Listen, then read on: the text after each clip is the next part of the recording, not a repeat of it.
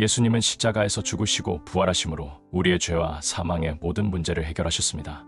그러므로 우리 믿는 자들은 예수 안에서 모든 죄는 사함 받았고 구원받아 영생을 얻게 된 자들입니다. 우리는 예수 안에서 근본적으로 죄와 죽음의 문제가 해결된 자들이요, 그로 인해 질병에서도 벗어나 건강하게 살 수 있는 사람들입니다. 그러나 우리 믿는 사람들이 세상을 살면서 질병에 걸리는 일이 전혀 없는 것은 아닙니다. 현실을 보면 믿음으로 사는 자들도 여전히 수많은 질병으로 고통당하며 살기도 하고, 질병이 직접적인 죽음의 원인이 되어 호흡을 멈추는 경우도 맞이하게 됩니다. 그렇지만 예수 안에 있는 우리들에게는 그러한 질병이 들었다고 해서 마냥 불안해할 것이 아닙니다. 또 죽음을 맞이한다 해도 두려워할 이유가 없습니다. 왜냐하면 우리 믿는 자들은 이미 그리스도 예수 안에서 모든 죄의 문제와 죽음의 문제, 그리고 영생의 문제까지 다 해결받은 사람들이기 때문입니다. 그렇지만 우리에겐 이런 궁금증이 있습니다. 죄의 문제를 해결해 주신 예수 그리스도를 믿는 믿음으로 사는 신자들이 왜 믿지 않는 불신자들이 걸리는 질병에 걸리고 그들과 같은 죽음에 이르게 되는 것일까 하는 질문입니다. 우리는 성경 속에서 몇 가지 이유들을 함께 찾아보도록 하겠습니다. 첫째는 현재 우리가 살고 있는 이 세상은 구원이 완성된 곳이 아니라 마귀와의 영적 싸움이 계속되고 있는 곳이기 때문입니다.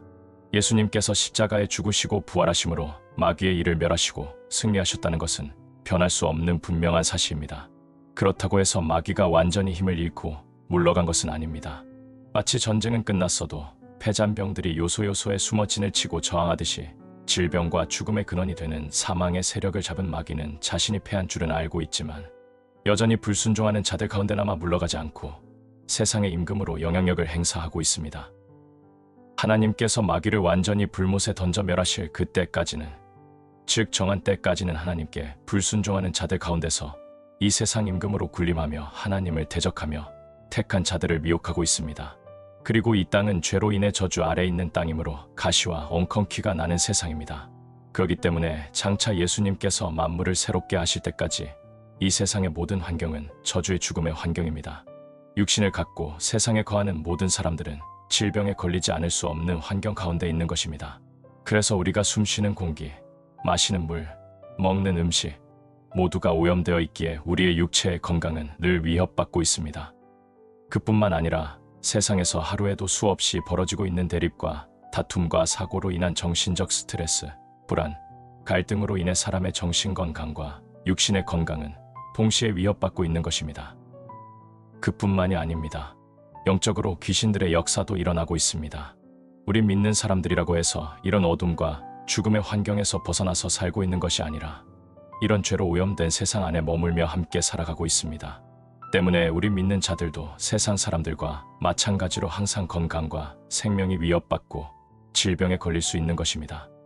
더욱이 예수님의 재림이 임박한 때가 가까울수록 마귀에게는 자기의 때가 얼마 남지 않은 시대이기 때문에 마귀는 우는 사자와 같이 삼킬 자를 찾아다니기에 갈수록 더 악해져 갈 것이 분명합니다. 그래서 베드로 사도는 근신하라 깨어라, 너희 대적 마귀가 우는 사자같이 두루 다니며 삼킬 자를 찾나니 너희는 믿음을 굳게 하여 저를 대적하라. 이는 세상에 있는 너희 형제들도 동일한 고난을 당하는 줄을 알미니라 라고 말씀했습니다. 따라서 이 세상은 하나님의 구원의 역사가 진행되고 있지만 아직도 세상은 마귀가 지배하는 세상이기 때문에 이 세상에 살고 있는 우리 믿는 자들도 질병에 들 수 있는 것입니다.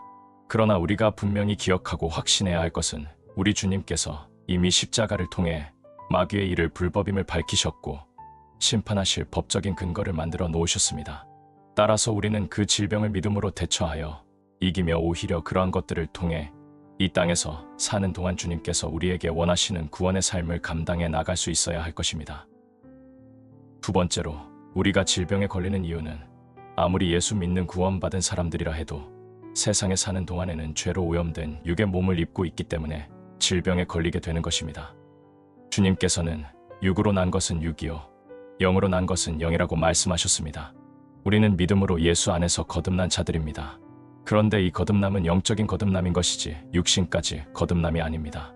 우리의 육신까지 영화로운 몸으로 거듭나게 되는 날은 아직 이루어지지 않은 것입니다. 그날은 우리 예수님께서 재림하시는 그 날에 이루어지게 될 것입니다. 그리고 하나님께서는 범죄한 아담에게 너는 필경은 흙으로 돌아갈 것이다. 너는 흙이니 흙으로 돌아갈 것이니라고 선언하셨습니다. 그렇기 때문에 마귀는 아담 안에서 죄로 오염된 혈과 육신의 지배권을 가지고 있고, 육으로 태어난 우리들은 영으로 거듭났다 해도 육의 몸은 사탄의 지배권에 있는 죄의 몸을 입고 있기 때문에 육신의 질병이 들 수밖에 없는 것입니다. 그리고 이러한 육신의 몸만으로는 하나님의 나라를 유업으로 받을 수 없습니다. 그래서 형제들아, 내가 이것을 말하노니 혈과 육은 하나님 나라를 유업으로 받을 수 없고, 또한 썩은 것은 썩지 아니한 것을 유업으로 받지 못하느니라라고 말씀하셨던 것입니다. 한번 죽는 것은 사람에게 정하신 것이라고 말씀하신 것처럼 육신의 몸은 죽어질 수밖에 없는 것입니다. 이렇게 우리 육신의 몸은 죽어질 수밖에 없는 몸이기 때문에 예수를 믿고 구원을 받은 사람이라도 세상에 사는 동안 질병에 걸리고 육신의 죽음을 주를 수밖에 없는 것입니다. 그러나 우리가 알아야 할 것은 우리의 겉사람은 후패해져도 우리의 속은 날로 새롭게 된다는 사실입니다. 그러므로 우리가 낙심하지 아니하노니 겉사람은 후패하나 우리의 속은 날로 새롭도다. 육신의 후패함 때문에 슬퍼하지 마십시오. 나이가 들고 육신이 연약해지는 것 때문에 낙심하지 마십시오. 속사람이 더 강건해짐으로 심령의 평강을 누리시기 바랍니다. 세 번째, 우리 믿는 자들도 하나님의 징계로 인하여 육신의 질병에 걸릴 수도 있습니다. 민수기 말씀에 보면 여호와께서 그들을 향하여 진노하시고 떠나심에 구름이 장막 위에서 떠나갔고 미리암은 문둥병이 들려 눈과 같더라. 아론이 미리암을 본즉 문둥병이 들었는지라 라고 했습니다. 미리암은 하나님의 사람 모세를 비방하는 일을 하다가 하나님의 진노를 받게 되어 하나님께로부터 징벌을 받아 문둥병이 들게 되었다고 했습니다. 하나님은 하나님의 백성 된 우리들에게 약속하시는 말씀이 있습니다. 그것은 우리가 하나님의 말씀을 청종하고 하나님의 의를 따라 살면 질병에서 보호해 주신다는 약속입니다. 그래서 이렇게 말씀하십니다. 너희가 너희 하나님 나 여호와의 말을 청종하고 나의 보기에 의를 행하며 내 계명에 귀를 기울이며 내 모든 규례를 지키면 내가 애굽 사람에게 내린 모든 질병이 하나도 너희에게 내리지 아니하리니 나는 너희를 치유하는 여호와임이니라. 따라서 우리 믿는 자들은 죄와 사망이 지배하는 세상에 살고 있지만 근본적으로 하나님의 보호하심으로 건강하게 살 수 있습니다. 그런데 우리가 믿음에서 떠날 때에는 하나님의 보호막에서 벗어나게 됩니다. 그러면 질병에 들게 됩니다. 그러나 그것은 우리들에게 하나님께 돌아올 수 있게 하는 징계의 수단이 되는 것입니다. 따라서 진정한 믿음이 있는 자들에게는 그 질병으로 자신의 죄를 깨닫게 하고 회개하여 구원에 이르게 하는 징계의 수단이 됩니다. 그리고 이러한 징계는 우리를 향한 하나님의 사랑입니다. 그래서 야고보 사도는 이러므로 너희 죄를 서로 고하며 병 낫기를 위하여 서로 기도하라고 말씀했던 것입니다. 징계는 우리들에게 즐거움을 주는 것은 아니지만 우리로 피곤한 손과 연약한 무릎을 일으켜 세우고 발을 위하여 곧은 길을 만들어 저는 다리로 하여금 어그러지지 않고 고침을 받아 의의 평강한 열매를 맺게 한다고 했습니다.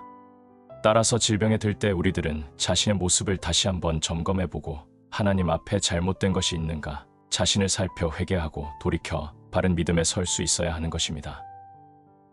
네 번째, 우리 믿는 자들에게는 하나님의 영광을 드러내기 위한 특별한 목적에서 병이 들 수도 있습니다. 요한복음 11장에 보면 나사로가 병들어 죽게 된 말씀이 나옵니다. 나사로의 누이들이 예수께 사람을 보내어 가로되 주여 보시옵소서 사랑하시는 자가 병들었나이다. 그때 예수님은 이 병은 죽을 병이 아니라 하나님의 영광을 위하며 하나님의 아들로 이를 인하여 영광을 얻게 하려 함이라라고 말씀하셨습니다. 나사로는 병이 들어 죽었다 살아났습니다. 그러나 나사로가 병들어 죽은 것은 나사로가 특별한 죽을 죄를 지어서 죽은 것도 아니요 하나님께서 나사로에게 무슨 잘못을 회개케 하려고 병들게 내버려 둔 것도 아니었습니다. 나사로는 세상 모든 사람들에게 있을 수 있는 질병에 걸려 죽게 된 것입니다. 그러나 나사로가 병이 들어 죽게 되는 그 일을 통해 하나님께서 다시 살려주시는 구원의 능력을 예수님을 통해 드러나게 하셨습니다. 그리고 그로 인해 하나님의 영광을 드러내게 하셨습니다. 오늘날 우리들에게도 나사로를 사용하셨듯 하나님의 특별한 계획을 이루어 영광을 올려드리도록 하시기 위하여 질병을 주실 수도 있습니다. 그렇기 때문에 우리는 질병이 들 때마다 그 질병에서 나음을 받고 또 나음을 받지 못하고를 떠나서 나의 이 질병을 통해 하나님의 영광이 드러나게 되기를 위해 기도해야 할 것입니다. 세상에는 질병에서 기적적으로 나음을 얻어 하나님께 영광을 돌리는 일이 많이 있습니다. 그러나 오히려 죽음을 통해서도 많은 사람들로 하나님께 돌아오게 하고 하나님께 영광을 돌리게 되는 일도 많이 있기 때문입니다. 다섯 번째, 우리 믿는 자들에게는 마귀의 영적 공격으로 인하여 병이 들 수도 있습니다. 욥기 말씀에 보면 사단이 이에 여호와 앞에서 물러라서 욥을 쳐서 그 발바닥에서 정수리까지 악창이 나게 한지라 라고 했습니다. 욥은 하나님의 칭찬을 받고 하나님이 자랑할 정도로 온전한 자였습니다. 그러나 그는 말할 수 없는 재난을 당하고 그의 몸은 참을 수 없는 고통의 질병으로 고생했습니다. 그가 그러한 질병에 시달린 것은 사탄의 공격으로 그렇게 되었던 것입니다. 물론 욥의 고난은 하나님께서 허락하신 고난이었습니다. 그러나 사탄은 욥의 믿음을 꺾으려고 질병으로 시험했던 것입니다. 우리들에게도 그러한 경우가 있습니다. 그러나 우리가 알 것은 하나님은 언제나 마귀를 통제하고 넘지 못할 선을 정해 놓으신다는 사실입니다. 그리고 우리가 마귀의 시험과 공격을 믿음으로 이기게 하셔서 마침내 하나님 앞에서 정금같이 나오게 하신다는 것입니다. 그러므로 우리는 질병이 들 때라도 나의 믿음이 정금같이 더 정결하고 온전한 자가 될 수 있어야 할 것입니다. 6번째, 우리 믿는 자들에게는 지나친 수고와 헌신과 과로로 인하여 병이 들 수도 있습니다. 사도 바울은 자신의 동역자 에바브로디도에 대하여 그는 나의 형제여 함께 수고하고 함께 군사된 자여 너희 사자로 나의 쓸 것을 돕는 자라고 했습니다. 그런데 그가 너희 무리를 간절히 사모하고 자기 병든 것을 너희가 들은 줄을 알고 심히 근심했다고 했습니다. 또 저가 병들어 죽게 되었으나 하나님이 저를 긍휼히 여기셨고 저뿐 아니라 또 나를 긍휼히 여기사 내 근심 위에 근심을 면하게 하셨느니라라고 했습니다. 즉 바울의 사역의 동역자된 에바브로디도는 주의 일에 자기 몸을 돌보지 않고 밤낮으로 힘쓰고 애씀으로 인한 과로로 병이 들었던 것입니다. 그러나 하나님께서 구원해 주셨다고 바울은 전하고 있습니다. 우리 믿는 자들의 몸은 아직 여전히 혈과 육에 속한 몸이요 연약한 몸이기 때문에 육신의 한계가 있습니다. 그럼에도 주님을 너무나도 사랑하기에 주를 위해 자기 목숨을 아끼지 아니하고 섬김과 헌신의 삶을 살아가는 이들도 있습니다. 그런 분들을 보면 지나치게 과로하고 지나치게 힘을 쓰기에 쇠진하고 약해지고 병이 들 수밖에 없음을 보게 됩니다. 자신의 안위와 즐거움을 위해 사는 이들은 도저히 이해할 수 없는 그리스도께 헌신된 삶을 사는 이들의 그러한 모습이 지나치다고 주변에서 아무리 훈수를 둔다 해도 그들에게는 주를 사랑하는 열심히 그를 삼킨 삶이기에 육신의 고통이나 질병에 연연하지 않게 되는 것입니다. 물론 그들에게 하나님께서 영적인 새 힘을 주심으로 더 강건해질 수도 있겠지만 육신은 연약할 수밖에 없습니다. 하나님께서 그들에게 육신에 허락하신 날까지 더 큰 강건한 은혜를 주시기를 기도할 뿐입니다. 우리가 하나님께서 맡겨주신 사명을 위해 병이 날 정도로 수고할 수 있다면 얼마나 영광스러운 일이겠습니까? 마지막 7번째는 우리 믿는 자들도 노쇠함으로 병에 들 수 있습니다. 이 일 후에 혹이 요셉에게 고하기를 내 부친이 병들었다 하므로 그가 곧 두 아들 므낫세와 에브라임과 함께 이르니라 는 말씀이 있습니다. 야곱이 나이 많아 늙게 됨으로 노안으로 인하여 병이 들었습니다. 사람이 늙고 노쇠한다는 것도 엄밀한 면에서 보면 질병입니다. 그리고 하나님을 믿는 사람들도 세상에서 사는 동안 노쇠해지고 그리 되면 육신은 약해져 질병에 들 수 있습니다.